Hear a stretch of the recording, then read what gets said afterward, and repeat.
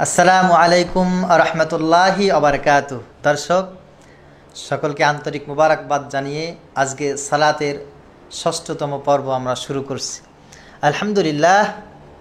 আলহামদুলিল্লাহি ওয়াসসালাতু ওয়াসসালামু আলা মাল্লা নাবিয়্যা বা'দা। সালাত এমন একটি ইবাদত, যে ইবাদত সম্পর্কে আল্লাহ রাব্বুল আলামিন নিজেই তার বান্দার সাথে মুলাকাতের কথা বলেছেন। একজন বান্দার সাথে তার স্রষ্টা সাক্ষাৎ করবেন সালাতের মাধ্যমে। এটি একজন মুমিনের জন্য কত বড় সৌভাগ্যের হতে পারে, কত বড় ফুরসাতুন সাঈদাতুন, সুবর্ণ সুযোগ হতে পারে। এটা একজন মুসলমান, একজন ইমানদার যখন চিন্তা করবে, কেবলই সেই ব্যক্তি সুন্দরভাবে সেটাকে উপলব্ধি করতে পারবে। আল্লাহ তাআলা বলছেন, হাফিজু আলাস সালাওয়াত ওয়াস সালাতিল উস্তা ওয়া কুমু লিল্লাহি কানিতিন। বান্দার সামনে তার রব হাজির হয়ে যাবেন, আর রবের সামনে বান্দা বিনয়ের সাথে যখন রুকু করবে, সিজদা করবে, আল্লাহ তাআলার কাছে একজন স্রষ্টা হিসাবে স্রষ্টার কাছে এর চাইতে বড় পাওয়ার আর কি হতে পারে, যে বান্দা তার মালিককে হাজির নাজির জেনে মালিকের সামনে রুকু করবে, সিজদা করবে, মাথাটা নিচু করে দিয়ে মালিকের কাছে বলবে, আল্লাহ আমি অপরাধী, তুমি সব কিছুর মালিক। এটি একটি মহান ইবাদত। আল্লাহ তাআলা বলছেন, তোমরা তোমাদের সালাতকে সংরক্ষণ করো, হাফিজু, তোমরা সংরক্ষণশীল হয়ে যাও, আলাস সালাওয়াত, সালাতের ব্যাপারে, ওয়াস সালাতিল উস্তা, এবং সেই সালাতটা মধ্যবর্তী সালাত। এখানে মুফাসসিরিন ইকরামরা আসরের সালাত সম্পর্কে বলেছেন। তার কারণ, যখন আসরের নামাজের সময় হয়ে যায়, যারা কৃষক তাদের কাজ ছেড়ে দেওয়ার সময় হয়ে যায়, যারা রাখাল তাদের গরুর পাল নিয়ে বাড়ি ছোটার সময় হয়ে যায়, যারা চাকরি করে তাদের অফিস ছুটি হয়ে যায়, যারা ব্যবসা বাণিজ্য করে তাদের সারাদিন দৌড়াদৌড়ির পর তাদের শরীরটা ক্লান্ত হয়ে যায়। ক্লান্ত শ্রান্তর শরীর নিয়ে কাজের শেষ ভাগে তারা উপস্থিত হয়ে যায়। বান্দাগুলো সেই সময় একটু শৈথল্যভাবে তারা চিন্তা করে, একটু পরে সালাতটা আদায় করি, অথবা অনেকে সালাতটা ছেড়েই দেয়। না, দুনিয়ার কাজের ফাঁকে যখন বান্দা রাখাল গরু নিয়ে ছুটছে, তো কি হয়েছে? ব্যবসা বাণিজ্য শেষে বাড়ি ফিরছে, তো কি হয়েছে? চাকরি বাকরি শেষে অফিস আদালত গুছিয়ে নিয়েছে, তো কি হয়েছে? দুনিয়ার সব কাজের ফাঁকে যখন সালাতের সময় হয়ে যায়, আল্লাহু আকবার বলে যখন আল্লাহর সামনে বান্দা হাজির হয়ে যায়, আল্লাহ বলছে, দেখো ফেরেশতারা, এই বান্দাটি আমাকে কত মুহাব্বত করে, বান্দাটি আমাকে কত ভালোবাসে, দেখো তোমরা সাক্ষী থাকো, এই বান্দা দুনিয়ার সব কাজের ফাঁকে আমাকে ভুললো না। সেই ব্যক্তি সেজদার মাধ্যমে নাকের দ্বারা, কপালের দ্বারা জমিনের উপরে দাসখতের মতো সই করে দিল, আর বলল, আল্লাহ এত কাজের ভিতরে, এত ব্যবসার ভিতরে, এত চাকরির ভিতরে, দুনিয়ার এত কাজের ফাঁকে আমি তোমাকে ভুলি নাই গো মালিক। আমি আমার কপাল দিয়ে, আমার নাক দিয়ে আমি তোমার কাছে সই করে দিলাম, আল্লাহ আমি একমাত্র তোমার গোলাম, আর কারোর গোলামি আমি করি না। যখন বান্দা এই মধ্যবর্তী সালাতের সাক্ষী দিয়ে সালাতকে কমপ্লিট করে, আল্লাহ তাআলা বলছেন, ওয়াকুমু লিল্লাহি কানিতিন, তারা তো আমার জন্য, একমাত্র আমি আল্লাহ তাআলার জন্য বিনয়ের সাথে দাঁড়িয়ে যায়। আমি আল্লাহ তাআলা ওই বান্দাকে আর মাফ না করে পারি না। বান্দার দুনিয়ার জীবন আর আখিরাতের জীবন সব কিছু সফল কাম করে দেন আল্লাহ তাআলা বান্দার এই সালাতের মাধ্যমে। সূরা বাকারার 338 নম্বর আয়াতে আল্লাহ রাব্বুল আলামিন এই কথাগুলো বলেছেন। আসুন না আমরা মধ্যবর্তী সালাতের সম্পর্কে আমরা নিজেরা সজাগ হয়ে যাই। আল্লাহ রাব্বুল আলামিন যেন আমাদেরকে তৌফিক দান করেন। দুনিয়ায় মানুষ চলতে গেলে, হাঁটতে গেলে, কথা বলতে গেলে, চাকরি করবেন, ব্যবসা বাণিজ্য যাই করেন না কেন, আপনার কিছু গুনাহ হয়েই যাবে। সুন্দর একটা জামা আপনি পরেছেন, অনেক দামি একটি জামা, পরিষ্কার পরিচ্ছন্ন, জামাটি যেন ময়লা না হয় সেই জন্য আপনার কত সাবধানতা। আপনি বসতে গেলে সাবধানতা অবলম্বন করেন, আপনি খেতে গেলে সাবধানতা অবলম্বন করেন। হ্যাঁ, তারপরেও এক সময় জামাটি ময়লা হয়েই যাবে, আপনি ঠেকাতে পারবেন না। মানুষ চলতে গেলে গুনার কাজের ভিতরে অবশ্যই কিছু না কিছু কাজ আপনার হয়েই যাবে।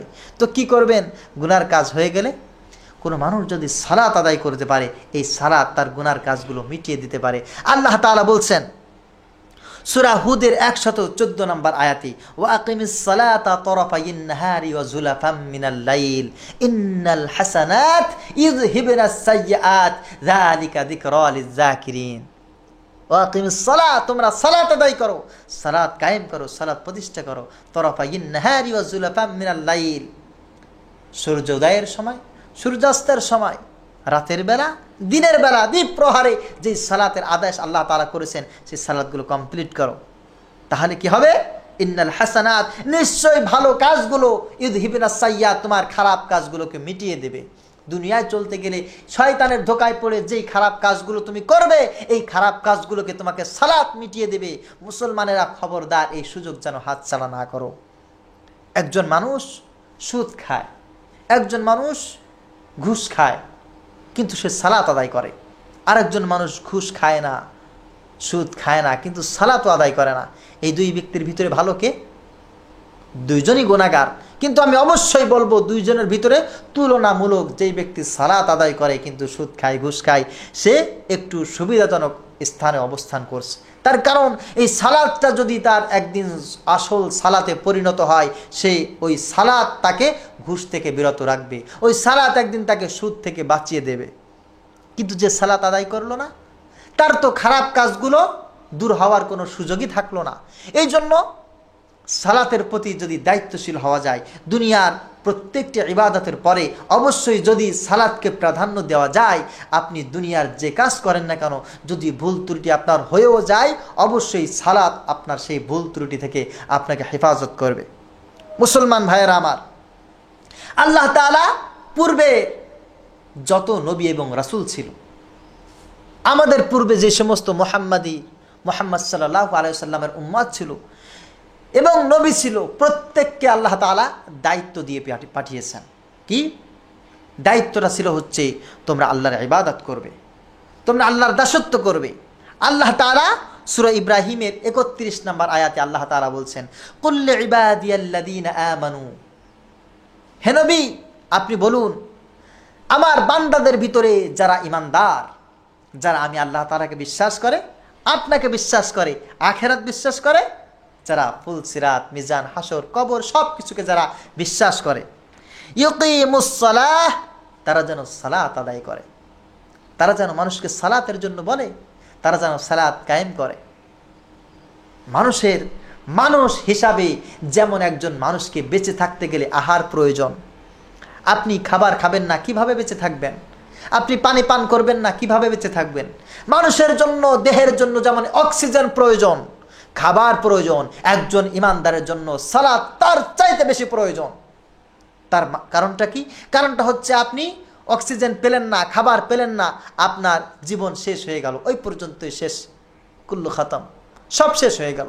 কিন্তু আপনি যখন সালাত আদায় না করে মৃত্যুবরণ করে গেলেন, অনন্তকাল যে জীবনের শুরু আছে কিন্তু শেষ নেই, সেই জীবনে আপনাকে জাহান্নামের আগুনে থাকতে হবে। সেখানে মানুষের অবস্থা হবে এই, লা ইয়ামুতু ফিহা ওয়ালা ইয়াহইয়া, মানুষ বাঁচবেও না মরবেও না, এমন একটা অবস্থানে মানুষ থাকবে। এই কারণে মানুষ নিজের সালাত আদায় করবে, সালাতের জন্য বলবে। এটা আল্লাহ তাআলা তার বান্দার উপরে দায়িত্ব দিয়েছেন, আল্লাহ তাআলা তার বান্দার জন্য এই কথা বলে দিয়েছেন। আল্লাহ তাআলা وَيُنْفِقُوا مِمَّا رَزَقْنَاهُمْ سِرًّا وَعَلَانِيَةً مِّن قَبْلِ أَن يَأْتِيَ يَوْمٌ لَّا بَيْعٌ فِيهِ وَلَا خِلَالٌ। আল্লাহ তাআলা বলছেন, শুধু তাই না, গোপনে হোক প্রকাশ্যে হোক তোমরা মানুষকে দান করতে থাকো, তোমরা আল্লাহর পথে সম্পদ ব্যয় করতে থাকো। সালাত আদায় করার পরে আমি আল্লাহ তাআলা যে সম্পদ দিয়েছি এটা থেকে মানুষকে ব্যয় করতে থাকো। ওই দিন আসার আগে সালাত কায়েম করবে, ওই দিন আসার আগে, ওই সময় আসার আগে মানুষকে দান করবে, গোপনে হোক প্রকাশ্যে হোক। কোন দিন? যেই দিন কোনো ক্রয় বিক্রয় চলবে না, যেই দিন কোনো মানুষ কোনো মানুষকে সহযোগিতা করতে পারবে না, যেই দিন মানুষের কোনো কুল কিনারা থাকবে না, ওই দিন আসার আগে তোমরা এই কাজগুলো করো। আসুন, আমাদের চোখ খোলা আছে, আমাদের জবান চলতেছে, আমাদের রূহ ভালো আছে, আমরা জমিনের উপরে এখনো পর্যন্ত হায়াত নিয়ে বেঁচে আছি। একজন মানুষ যদি এমত অবস্থায় 2 রাকাত সালাত আদায় করে আল্লাহর জন্য, এই মানুষটার কত কল্যাণ, এই মানুষটার জন্য আল্লাহ তাআলার কত রহমত, কত মাগফিরাত। সুবহানাল্লাহ, সুবহানাল্লাহ, কল্পনাই করা যায় না একজন সালাত আদায়কারীর জন্য কত হাজার হাজার ফেরেশতা তার আল্লাহর কাছে তার কল্যাণের জন্য দোয়া করতে থাকে।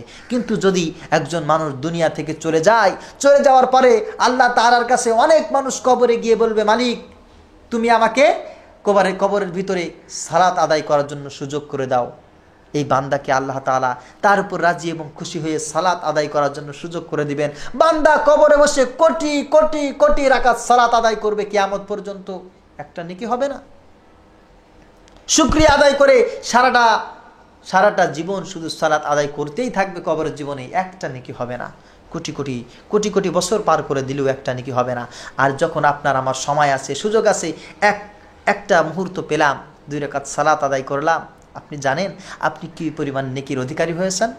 কিয়ামতের ময়দানে একটা সেজদার এত মূল্য হবে, তামাম পৃথিবীকে যদি এক পাল্লায় রাখা হয়। আর মুমিনের একটা সেজদা, যে সেজদাটা আল্লাহর কাছে কবুল হয়েছে, এই সেজদাকে যদি এক পাল্লায় রাখা হয়, বিশ্বাস করো দুনিয়ার মুসলমান, বিশ্বাস করো দুনিয়ার ইমানদার, এই দুনিয়াটা আল্লাহর একটা সেজদার কাছে হালকা হয়ে যাবে।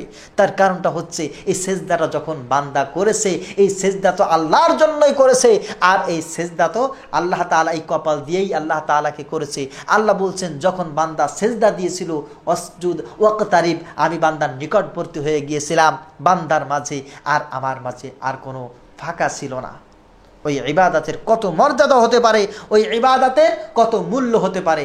আসুন আমরা সালাতের প্রতি যত্নবান হই, সালাতের প্রতি আমরা যেন দায়িত্ববান হই। ইমানের দাবিতে আমরা যেন সালাত আদায় করতে পারি, ইমানের দাবিতে আমরা যেন সালাত আদায় করার জন্য বলতে পারি, সমাজে চলতে পারি। আল্লাহ তাআলা তৌফিক দান করুক, আমিন। ওমা আলাইনা ইল্লাল বালাগ। প্রিয় দর্শক, আপনাদের কাছে একটা অনুরোধ করছি, আমরা সালাত এবং যাবতীয় বিষয়ে যে ধারাবাহিক আলোচনা শুনছি, নিশ্চয়ই একটি চ্যানেলের মাধ্যমে, মাহবুব টিউবের মাধ্যমে আমরা এই আলোচনাগুলো শুনছি। আপনারা চ্যানেলটিকে সাবস্ক্রাইব করবেন, ভালো লাগলে আলোচনা শেয়ার করবেন। বিশেষ করে এটাকে কপিরাইট করে কেউ ব্যবসা করার এবং প্রচার করার চিন্তা ভাবনা করবেন না। সকলকে ধন্যবাদ। আসসালামু আলাইকুম ওয়া রাহমাতুল্লাহি ওয়া বারাকাতুহু।